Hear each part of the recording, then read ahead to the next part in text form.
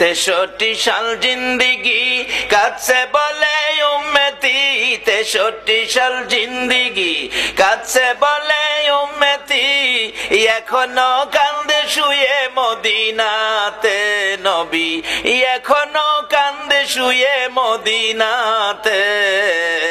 দয়ালো নবী প্রেমের ছবি আর আসবে না জগতে আমার, দয়ালো নবী প্রেমের ছবি আর আসবে না। আমার নবী 3টে দিন পার হয়ে যায়, আপনার আমার ব্যথায় নবী কান্দে। আবু বকর পাশে দাঁড়িয়ে ডাকতেছে, ইয়া রাসূলুল্লাহ 3টা দিন পার হয়ে গেল গো, আমি আবু বকরকে বুইলা কেমনে রইলেন?